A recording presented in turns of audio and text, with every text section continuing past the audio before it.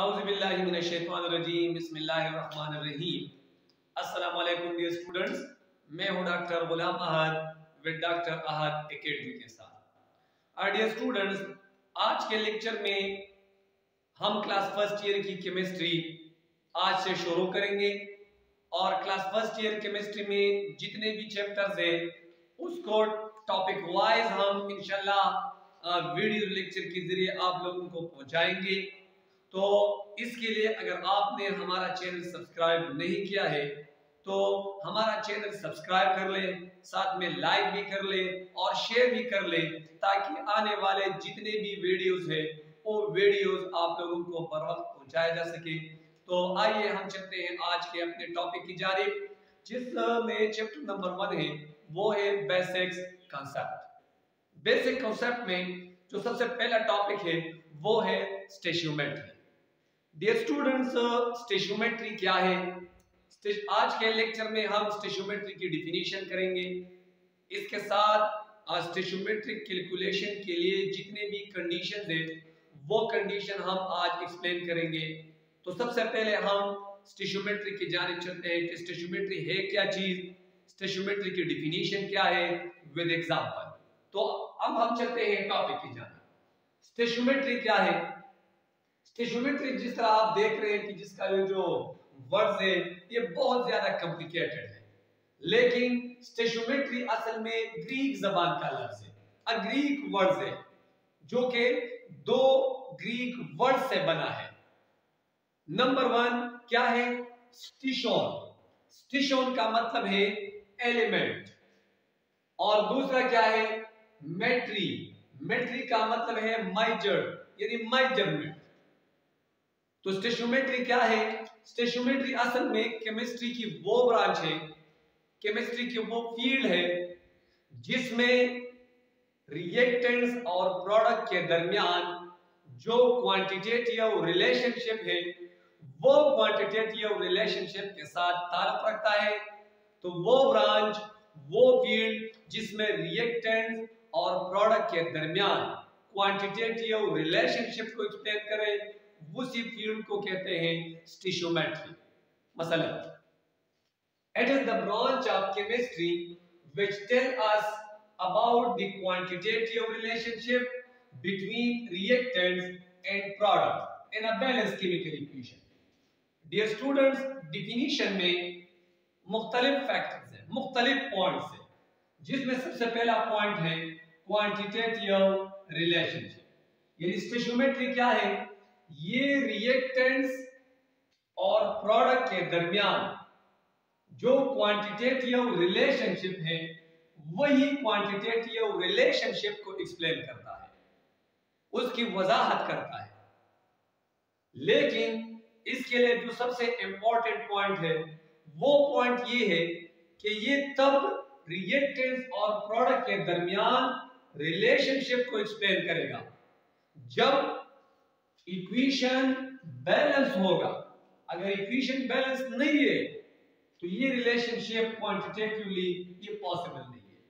तो स्टोइचियोमेट्री के लिए जो सबसे इंपॉर्टेंट चीज है वो ये है कि इन अ बैलेंस केमिकल इक्वेशन, एक केमिकल इक्वेशन है वो बैलेंस है, तो वो बैलेंस केमिकल इक्वेशन रिएक्टेंट्स और प्रोडक्ट के दरमियान on the basis of quantity जो रिलेशनशिप है वही रिलेशनशिप को जो फील्ड एक्सप्लेन करता है, जो ब्रांच एक्सप्लेन करता है, वो ब्रांच, वो फील्ड कहलाता है stoichiometry.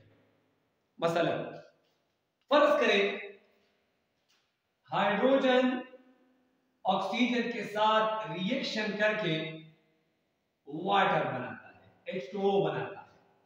When hydrogen react with oxygen it's form water। अब अगर आप इन टर्म ऑफ मास यानी मास की सूरत में अगर आप देखें, इस इक्वेशन को सबसे पहले आप लोगों को बैलेंस करना पड़ेगा, जिस तरह मैंने पहले बताया। अब अगर आप ये इक्वेशन देखें, ये वाला H2 + O2 फॉर्म H2O, ये रिएक्टेंट्स और प्रोडक्ट के दरमियान जो क्वांटिटेटिव रिलेशनशिप है वो रिलेशनशिप एक्सप्लेन नहीं कर रहा है। वजह क्या है ये मैं आप लोगों को लॉ ऑफ कंजर्वेशन ऑफ मास में या लॉ ऑफ डेफिनेट प्रोपोर्शन में एक्सप्लेन करूंगा। लेकिन अब देखें कि यहां पर सबसे पहले हम इसको बैलेंस करेंगे। यहां अगर आप देखें तो रिएक्टेंट साइड पर टोटल नंबर ऑफ हाइड्रोजन, उसकी जो मास है वो मास है 4 ग्राम, यानी 4 ग्राम हाइड्रोजन, एक हाइड्रोजन का एटॉमिक मास है 1, तो ये है 4 gram hydrogen react with 32 gram oxygen. Oxygen का एटॉमिक मास है 16, यहां हमारे साथ 2 ऑक्सीजन है, यहां पर 4 हाइड्रोजन है, तो एक हाइड्रोजन का एटॉमिक मास है 1, 4 हाइड्रोजन का एटॉमिक मास होगा 4 ग्राम, और रिएक्टेंट साइड पर हमारे साथ ऑक्सीजन है 2, तो इसका टोटल मास है 32 ग्राम। तो 4 प्लस 32 इज इक्वल टू 36। मतलब ये है कि जब 36 ग्राम हाइड्रोजन और ऑक्सीजन ये रिएक्टेड आपस में कंबाइन हो जाए तो इसकी कॉम्बिनेशन से 36 ग्राम वाटर बनेगा, क्योंकि वाटर का जो मॉलिक्यूलर मास है वो 18 के बराबर है, यहाँ पर 2 वाटर मॉलिक्यूल है, तो total number of molecular mass is equal to 36 gram. मतलब ये है कि 36 ग्राम रिएक्टेंट्स कन्वर्ट होगा 36 ग्राम प्रोडक्ट में। 36 ग्राम रिएक्टेंट आपस में मिलाकर 36 ग्राम प्रोडक्ट बनाएगा। तो ये रहा एंटरम ऑफ मास। स्टूडेंट्स, ये जो क्वांटिटेटिव रिलेशनशिप है, ये रिलेशनशिप सिर्फ मास में हम एक्सप्लेन नहीं करते, बल्कि ये in the form of mole भी एक्सप्लेन करता है stoichiometry, in the form of molecule, in the form of volume, volume की सूरत में या शक्ल में भी ये एक्सप्लेन करता है। जिस तरह गैसियस स्पीशीज अगर रिएक्शन में मौजूद हो तो उसके लिए हम जो क्वांटिटेटिव रिलेशनशिप इस्तेमाल करते हैं वो हम एंटरम ऑफ वॉल्यूम इस्तेमाल करेंगे। लेकिन यहाँ पर जितने भी रिलेशनशिप है या जो भी रिलेशनशिप है, मतलब ये कि जो क्वांटिटेटिव रिलेशनशिप है वो क्वांटिटेटिव रिलेशनशिप जो फील्ड एक्सप्लेन करता है उसी फील्ड का नाम है स्टोइचियोमेट्री। अच्छा डियर स्टूडेंट्स, स्टोइचियोमेट्री के साथ एक दूसरा जो वर्ड या दूसरा जो पॉइंट है वो है स्टोइचियोमेट्रिक अमाउंट क्या है। स्टोइचियोमेट्रिक अमाउंट क्या है?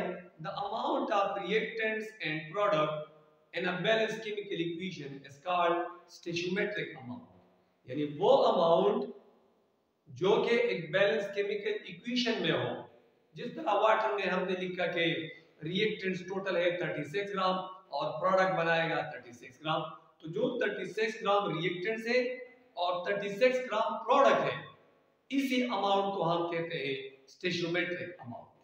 अब जिस तरह मैंने कहा कि स्टोइचियोमेट्रिक कैलकुलेशन के लिए 3 कंडीशन जरूरी है। अगर कोई बैलेंस केमिकल इक्वेशन इन तीनों कंडीशन को ओबे करेगा, तो फॉलो करेगा, तो इसका मतलब ये है कि इसकी स्टोइचियोमेट्रिक कैलकुलेशन पॉसिबल है। इसमें नंबर 1 क्या है?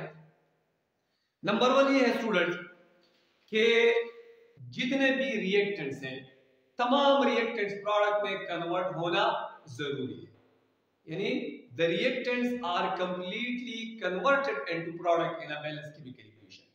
दूसरा कंडीशन ये है कि no side reaction is taking place, side reaction नहीं होगा। अगर साइड रिएक्शन किसी इक्वेशन में या किसी रिएक्शन में होगा तो इसका मतलब ये हो कि इसके लिए स्टोइचियोमेट्रिक कैलकुलेशन पॉसिबल नहीं है। डियर स्टूडेंट्स, जो स्टोइचियोमेट्रिक कैलकुलेशन के लिए तीसरा कंडीशन है वो है law of conservation of mass and law of definite proportion should be obey. अगर law of conservation of mass obey होगा या लॉ ऑफ डेफिनेट प्रोपोर्शन, तो उसी इक्वेशन की स्टोइचियोमेट्रिक कैलकुलेशन पॉसिबल है। लॉ ऑफ कंजर्वेशन ऑफ मास क्या है कि मास neither created nor destroyed but it changed from one form to another form। यानी मास क्रिएट नहीं होता और न मास डिस्ट्रॉय होता है, बल्कि ये एक शक्ल से, एक सूरत से दूसरे सूरत में या दूसरी शक्ल में कन्वर्ट होता है। या दूसरे अल्फाज में हम इस तरह भी लिख सकते हैं कि रिएक्टेंट्स की जो मास होती है वो मास प्रोडक्ट के मास के बिल्कुल इक्वल होते हैं। ये है लॉ ऑफ कंजर्वेशन ऑफ मास। मसलन फॉर एग्जांपल फर्ज करें कार्बन और ऑक्सीजन एक दूसरे के साथ रिएक्ट करके कार्बन डाइऑक्साइड बनाता है। अब अगर हम इसको देखें तो इसमें 12 gram carbon react with 32 gram oxygen. when 12 gram carbon react with 32 gram oxygen, so it's form 44 gram carbon dioxide। यानी अगर 44 ग्राम रिएक्टेंट्स आपस में मिलकर 44 ग्राम कार्बन डाइऑक्साइड बनाए तो इसका मतलब ये होगा कि ये equation law of conservation of मास को ओबे कर रहा है। तो इसी इक्वेशन की स्टोइचियोमेट्रिक कैलकुलेशन क्या है, ये पॉसिबल है। अब दूसरा क्या है, दूसरा जो लॉ है वो है law of definite proportion. Law of definite proportion क्या है? A chemical compound will always have same amount of each element by weight, no matter what the source is or amount। मतलब ये है लॉ ऑफ डेफिनेट प्रोपोर्शन क्या है? According to law of definite proportion एक pure chemical compound जिस source के जरिए हासिल होगा या जितने अमाउंट में हासिल होगा, उसी प्योर केमिकल कंपाउंड में जितने भी एलिमेंट्स हैं उन एलिमेंट्स के दरमियान एक सिंपलेस्ट रेशो होगा। मसलन फर्ज करें हम एग्जांपल लें वाटर की। सपोज वाटर है, यहां पर मैं एग्जांपल लूंगा H2O। अगर आप H2O को देखें तो H2O में हाइड्रोजन कितने हैं? इसमें 2 हाइड्रोजन है और इसमें 1 ऑक्सीजन है। तो अगर हम लिखें इसमें 2 हाइड्रोजन है, 1 हाइड्रोजन का एटॉमिक मास क्या है? वो है 1, तो ये रहा 2 और ऑक्सीजन का क्या है? 16 है। अगर हम इसको सिंप्लीफाई कर लें तो ये हमारे साथ आएगा 1:8। यानी बाय मास वाटर में जो रेशो है बिटवीन हाइड्रोजन और ऑक्सीजन वो है 1:8।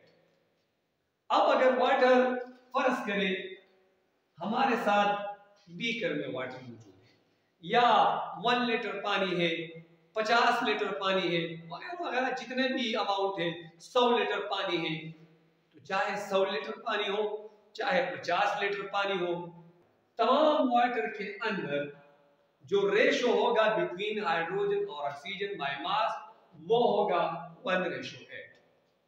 अगर बाय परसेंट मालूम करना चाहे तो वो होगा 11% इसमें हाइड्रोजन होगा और 89% इसमें ऑक्सीजन मौजूद होगा। अब अगर सोर्स की बात की जाए, परस करें वाटर है, वाटर के जितने भी सोर्सेस तो बहुत ज्यादा है, जिस तरह टैप वाटर है, जिस तरह राइवर वाटर है, जिस तरह स्ट्रीम वाटर है, यानी जितने भी वाटर्स हैं तमाम वाटर में हाइड्रोजन और ऑक्सीजन के दरमियान रेशो क्या होगा? 1:8 होगा। तो इसका मतलब ये है कि अगर एक इक्वेशन इसी किस्म के जो रूल्स है, जो कंडीशन है, उस पर अप्लाई होता है तो उसकी स्टोइचियोमेट्रिक कैलकुलेशन क्या हो? वो पॉसिबल। तो ये रहा आज का हमारा टॉपिक जिसमें हमने स्टोइचियोमेट्रिक एक्सप्लेन किया कि स्टोइचियोमेट्री क्या है, इसके साथ स्टोइचियोमेट्री की कंडीशन हमने एक्सप्लेन किया। तो इंशाल्लाह नेक्स्ट वीडियो के साथ हम दोबारा हाजिर होंगे। अगर आपने चैनल सब्सक्राइब नहीं किया है तो आप चैनल सब्सक्राइब कर लें ताकि आपको हमारे आने वाले वीडियोस का बर वक्त पता चले। इसके लिए साथ मैं इजाजत चाहूँगा। अल्लाह हाफिज।